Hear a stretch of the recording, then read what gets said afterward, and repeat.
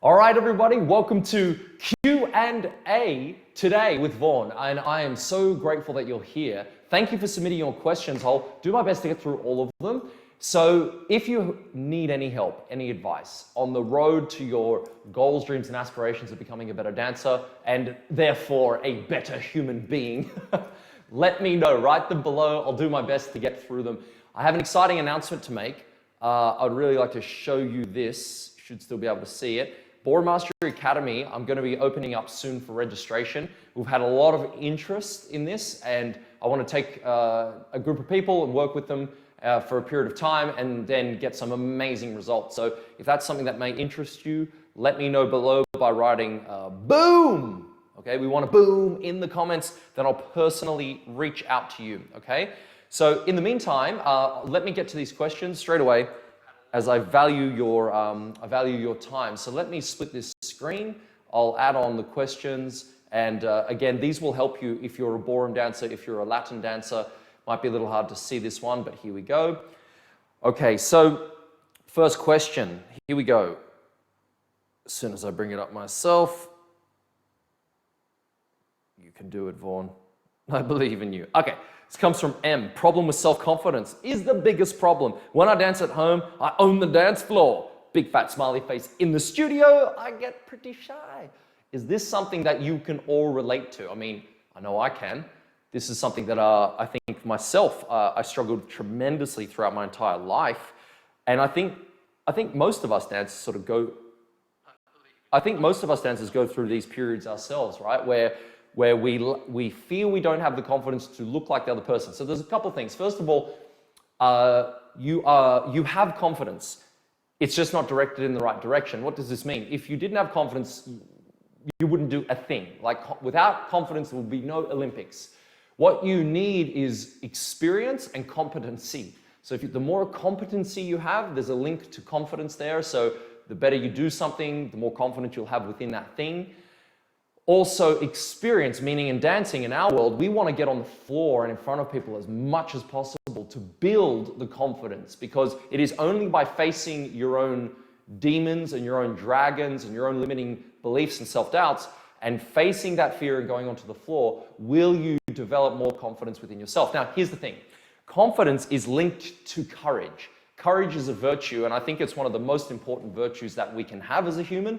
It's something that we develop. And we do it only through adversity, and we do it only through facing challenges that scare the living beep out of us, okay? It has to scare you and excite you at the same time. That's sort of the prerequisite. If that's the case, then you're on the right track to begin with, and therefore it's something worthwhile doing. Now, dancing is a beautiful example of that. Doing a medal test, doing a social exam, doing a competition, doing pro-am competition. Stepping into a dance studio for some people is enough, right? Like just doing a first class. Every time you turn up when you don't feel like going, know that your confidence is growing. And when that happens, you are getting more experience, and that experience then makes it easier to do it again. I'll give you one very quick example. When I was engaged in public speaking when I was in my teenage years, okay, I used to do it as a sort of, it's not really a sport, but my dad made me do it when I was at school, and I resented doing it because it was like the debate team. Point is that turning up to doing a speaking competition was so scary, right? Most people would rather give be in the casket than give the eulogy at a funeral. Now, I think dancing's a lot like that. It's probably scarier to dance in front of people than to public speak. The point is though, the more I did it, the more confidence I got, the more courage I also had as a consequence, which allowed me to get, I got nervous speaking in front of one person. I got then used to that. I got nervous speaking in front of 10. Then that became normal for me. Then speaking in front of 100 people became normal. Now, if I go speak in front of 1,000 people, I get that same butterflies, the same nerves I used to have when I would speak in front of 1 or 10 people. The only difference is competency to do it. I become more skilled at speaking because I would practice my craft regularly. I'd practice the art. I would study it, just like we do in dance. And then what would I do? Well, I'd go and do it, and therefore gain experience. And the experience would make me better at it. Okay, and it would be more prepared for, this is what it's like speaking in front of 10 people. Very easy to do. So running a group class, no problem for me, right? I can do it. On my worst day, it's still very good because I've trained myself and it's habitual. So performance and experience go hand in hand. Getting the self-confidence will only come from facing what you fear and gaining the courage by doing it on a regular basis, meaning each week that you step in the studio and you're feeling that fear, it's probably a great sign. So I hope that helps you this week. Go out, act in spite of what you feel, and go for it. Gmail, problem with relaxing my shoulders and then keeping them down. Engaging and focusing on the lats to help with connection. Now, this might be, I would say, I mean, that's for both Latin and ballroom dancing. So if you're a Latin and ballroom dancer, okay, this will help you in both ways. So first of all, if you're engaging a muscle, like engaging it means you have put stimulus into the muscle, it's contracting, and it's actually engaged. You actually, in dancing, we're trying to relax as much as possible. So what we're trying to do is to create a structure within our own postural system where we hold our body up, but we're relaxed. The shoulders can breathe, they can roll very comfortably, the arms can move freely. If we're a ballroom dancer, the arms can be held into a position where it's comfortable and it's easy to maintain. It isn't tense. So there's a big important lesson here. Tension tires, relaxation renews.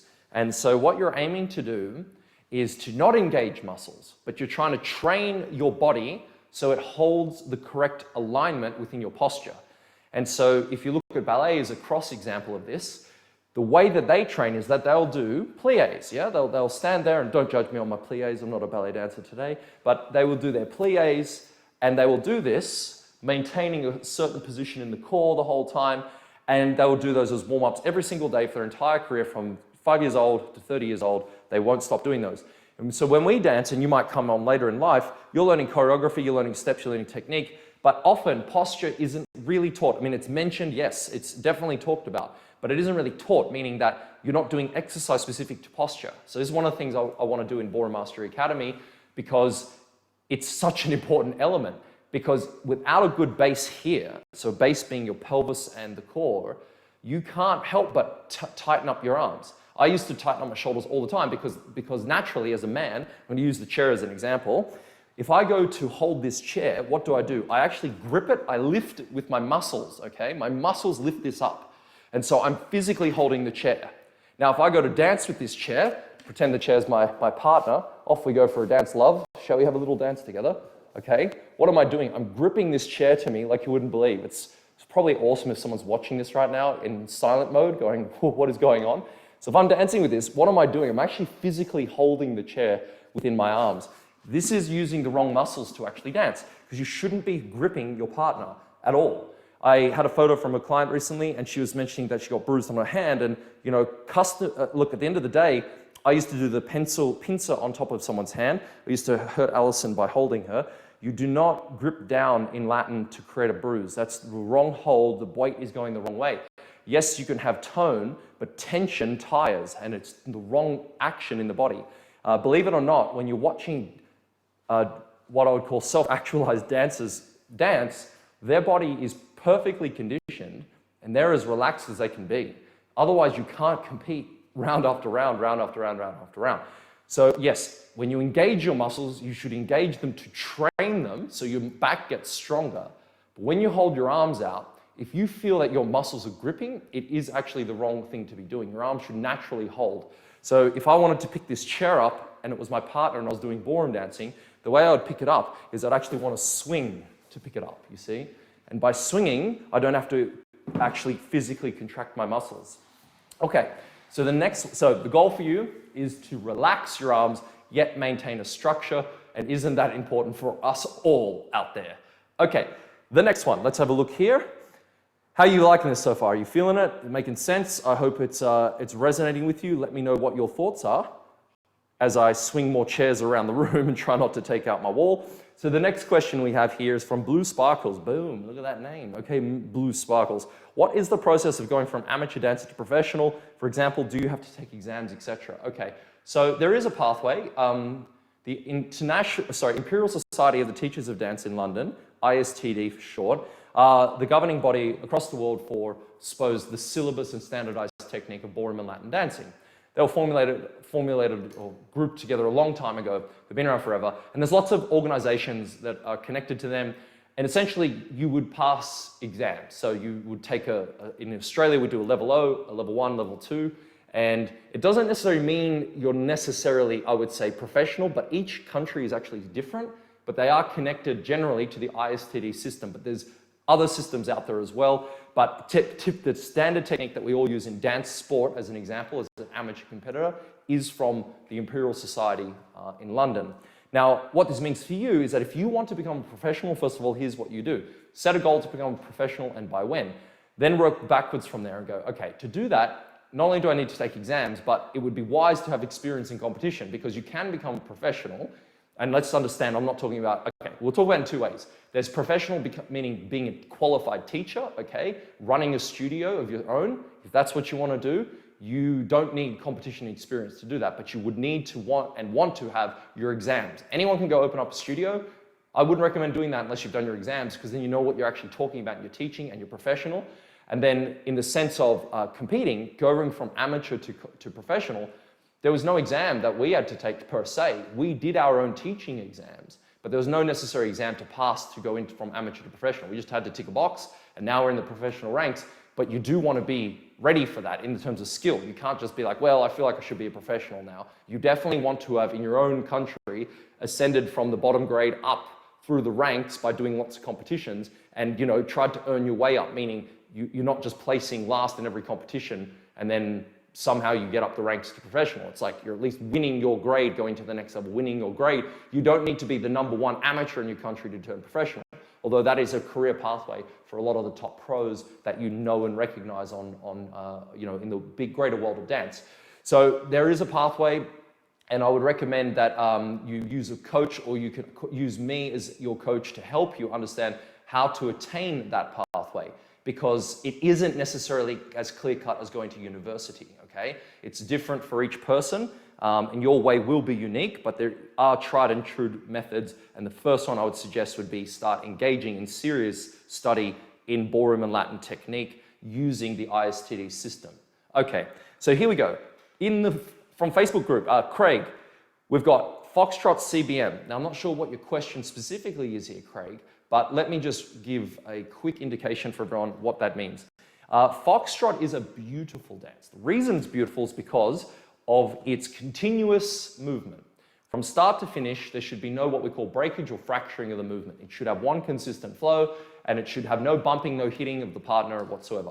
Easier said than done, right? So what we're aiming to do in Foxtrot is, and by the way, in all dances, including tango, CBM exists. Now, CBM is different to swing, and I'll explain that in another video, but for today, let's understand CBM as a principle. It's called Contra, body, movement.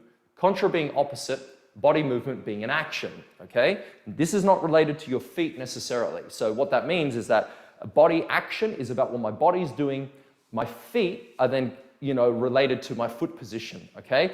So what happens in Foxtrot, for example, is your first step in Foxtrot, let's say a feather step, CBM is initiated, okay? When is it initiated, Craig? Right at the beginning of the step. So you actually do a preparation or a wind-up step, and your body is already preparing to create, it's already doing CBM to go to the left, and then to the right, and then it's turning. Now, what the trick is here, if I go into my feather step, CBM is created on step 1 only. So that's the contra position. My left side is turning towards the moving foot. There's my contra body movement. Step 2 is a side lead. Step 3 is CBMP, which is very different to CBM. Or when I say very different, it's a foot position, not a body action. Now on step 4 of my feather, when I come forward on the left foot on the heel, I will create CBM on step 4 again. So notice my right side is now going towards my left foot. And that initiates turn to the left, or reverse, the other way. So contra body movement, it is used generally to initiate turn. In Foxtrot, of course, in a feather, we're not really turning, we're preparing to step outside our partner. That's why it's generally used. If you use the natural turn in the waltz, step 1 is CBM, step 2 is a side step, step 3 is a closing step. There's no CBM necessary or needed, and it's already done after the first step. It's already completed. And then I just use my body swing for the rest of the step. So in Foxtrot, every forward and backward step essentially in your Foxtrot is going to have CBM. Every forward and backward step. I'll give you another figure example. Let's use a feather finish. So if I go back on my right foot, CBM just happened there on step 1. My left side turned towards my right foot. Now I can prepare for my feather finish, and off into the sunset I go. When I finish the feather finish, I will use CBM to step forward again, because why? I'm going to be turning to the left and commencing into a 3-step or another figure. The point being is step 1 of your movements are going to contain CBM. That is a body action, meaning opposite side to the moving foot. It won't continue after that because, think about it. If I'm trying to do CBM on every single step, I'm going to be going in a circle chasing my tail. So we use it to what? Generally initiate turn. And so the idea here from Alex Moore, who standardized the Ballroom technique, and if you have ever seen the Gray technique books, he's the one that put those together essentially. The way that he taught Penny, which was our coach, he said to step, swing, sway, step, swing, sway, step, swing, sway. Step, right? The body then swings, and then you sway into the movement. Okay? If you did it with a feather finish, you would just step, swing, sway, and off you go. And so that's another way of incorporating the CBM without getting too technical. So I hope that helps you. Good luck with it. Remember, all dancers, including tango, have CBM, but not all dancers have swing. And because swing is a different thing altogether, and tango does not have swing. So please remember that. Okay, next question, and let me know how you're liking this so far, because this is a pretty long one today. Terry, what's going on, my man? Okay, controlling the speed or momentum of a single rise, toe rise in turns and landing on the other leg and stopping the momentum on time. Also spotting, I'm getting dizzy after about 4 spins and catching objects with my eyes equal to the degree of turn. Okay, so there's a lot in this one, but essentially controlling the speed of a single toe rise. So, and stopping the momentum on time. Necessary. Okay. I'm not sure you want to stop your momentum, first of all. Okay, let's understand this principle of swing. So if we're looking at swinging, I'm on an actual swing set, I'd pull my body weight up, I would let it go. I'd swing down, then I'd swing up. And in waltz, we'd close and lower on the spot. Now that's at that point, your momentum, so to speak, has certainly come to a point, and then what we have to do is pick it up again, okay? So in the waltz, you would have every third beat a moment in time where you would be doing a lot of things. You would be lowering at the end of 3, your body would be straightening up from the sway, and you'd be preparing to use CBM on the next movement, okay? In Foxtrot, you would be continuing, so you would not want your momentum, so to speak, to stop. What you would do in Foxtrot is you'd be what we call accelerating and then decelerating. So you'd be slowing down and speeding up the whole dance. Why? Because it shouldn't stop. So you're really controlling your momentum, which is basically acceleration and deceleration. So I like to think of it as a car driving with gear shift. You're going from, 10 kilometers an hour or 10 miles an hour to 50 miles an hour. That's the speed in which, depending on the figure you're doing, you need to be able to control. And so part of, I suppose, the fall, well, let's make this very simple because trust me, everything comes back to basics. So let's talk about, at the end of the day, this is a balance issue and it's a control issue, okay? So what's happening is that let's say you're going backwards on a step. If you can see my foot here, my right foot, if I go backwards, watch my heel. It's probably hard to see on a phone, but if I drop my heel, my weight has now collapsed in the foot. My movement has stopped dead. It's very hard to pick up. So look at your ballroom walk. When you go backwards, the heel has to stay up as long as the moving foot is passing, and then it lowers at the same time. If my left foot goes back, same thing. Toe first, the heel stays up as long as the right foot comes past, and then it lowers as my foot passes. The control of that is what stops me from falling backwards. So it doesn't matter what figure I do, if I lower and my weight drops down too early and backwards, I'll fall. If I move backwards and lower my heel too soon, I will fall. If I'm going forwards, again, and my body goes over my foot too quickly, I'll fall. So what we're trying to do in ballroom dancing is, no matter what the dance is we're trying to control the weight between one foot to another. That's as simple as it gets. From A to B, it's the control between the feet.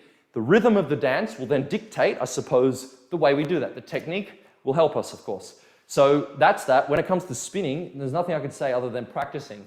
And go back to the previous video I did on spinning last week, which discussed how to spin effectively using proper technique, proper body mechanics, including spotting. And then your brain will get used to it. Now, I'm not sure if doing 4 spins in a row is necessarily a good thing. For anyone out there who thinks spins make you a good dancer, they don't. So don't worry about it. Do maybe 1 or 2 if you want, but doing like 6 in a row doesn't really do anything. It's like what is the quality of your movement, right? If you can't do a backward walk, set this to an an upcoming dancer last night, but I was like, you know, got to keep your ego in check, right? I was like, forget worrying about your choreography for a second. I don't want to hear you talk to me about choreography again until you get your basics better and you get your dancing up. How about we focus on increasing the quality of your movement? Because until that is better, your choreography doesn't matter because you can't execute it anyway. So what's the difference? Everyone gets so caught up on this choreography stuff. Like, I need to spin better. I need to spin more. It's like, okay, show me a backward ballroom walk properly, and then show me a good feather in the foxtrot. How's that? Why don't you show me some good rumble walks, you know? And that's not necessarily at you, Terry, it's just at anyone in general. It's like, that's what I was trained with. It was like, if you are no good at a cha-cha lock, don't worry about fancy ass choreography, get your locks better, you know? And that will make you better with harder choreography. Okay, next question. Last question for the day. This has been massive, thank you everyone. Is we have, I hope you could see what I was doing before. I just realized my screen was still up. Okay, pivots. Oh my lord, pivots. Okay, everybody, pivots. Who has a problem with pivots? Give me a show of the hands. Okay, pivots are what? Well, first of all, let me ask everyone out there, what are pivots? Can you tell me? Write it below. What are pivots, people? Do you know what they are?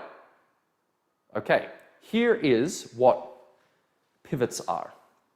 Pivots are a turn held in CBMP. So if I step back, or a step held in CBMP. So if I go back on my left foot, okay, step 4 of a spin turn, toe turns in, off I go. There's my pivot. It's held, then it's released as I take the following step. That's what a pivot is. When you're a lady coming around, you are doing what's referred to as a pivot action, which is momentary CBMP. So you go forward on the right foot in one track, you come around the man, you release the CBMP and step side and slightly back. When that happens, you can then brush and then come out, okay? So that's the idea of a spin turn. What matters here is understanding CBMP, so contra body movement position. Think of train tracks. 2 tracks become 1. Okay, when 2 tracks become 1, and then we create a step that has turn in it, so I go back, that is referred to as a pivot. Now, if I continue and hold that and stay on the spot, that's a pivot just continually rotating, okay? We can't do that in ballroom dancing. So what we must do is we pivot, then on the following step, we must let it go. Once we let it go, we can then continue into the next movement. Now, if you're doing what we call pivots and spins, which is a far more advanced and very advanced figure that, you know, you really should do only at the highest level of dancing, which would be highest gold medals or, you know, at least competition dancing at a high level, open grades, you would do a pivot, and then a curvy linear step, then you'd go back into the pivot again. Then a curvy linear step, then a pivot. Then a curvy linear step, then a pivot. Now each time you're focusing on that CBMP position at the back, okay? And then coming around. Now, what happens here is it's not necessarily spotting, so we're not talking about spins. So pivots are different to spins, and they're different to turns. So there are 3 different categories, okay? So essentially your pivots, for you as a lady, you would really do on the backward half of the pivots and spins, okay? When you're doing it as a man, it happens on the back of a spin turn or a pivot turn in the quick step, and there would be other times it would, of course, like an overspin, and anytime your foot goes into CBMP and you rotate. So the trick with pivots is to practice your natural spin turn, which I believe is one of the hardest steps that you can do in ballroom dancing. It's so difficult. Like, you might learn it like in your first year of dancing. It takes like years to master a spin turn. So don't be disheartened by hearing that. Actually probably be freed a little bit by relaxing and going, you know what? Maybe I'm not actually crap because the step is freaking difficult to do well. The pivot itself, gentlemen, when you have your lady with you, you must not avoid her. You actually have to bring her in line to spin her around. So the worst thing you can do for a spin turn, for example, is that you could go diagonally outwards because she's coming forward. You want to bring her with you and turn through the movement. Now, don't get me wrong, if your body's swinging extremely strongly, you might want to take your step on a little bit more of a curve, but don't stress too much. It isn't a sideways movement like this. You're not trying to go out there. You still need your feet to go into CBMP and create a pivot and then spiral up into the next movement, all right? Now, this has been awesome bringing it in. It's been a massive Q&A, 25 minutes. Thank you for sticking around. Let me know your questions, your comments, your feedback. I would love to hear from you, and I'd love to know what your struggles are in your dancing. And I want to thank you for tuning in, if you stayed with me this whole time, to hear me share some of the ideas here in the ballroom dancing that I've learned, and I really hope it helps you. So thank you very much, and I look forward to seeing you on the dance floor or the virtual dance floor again. Thank you.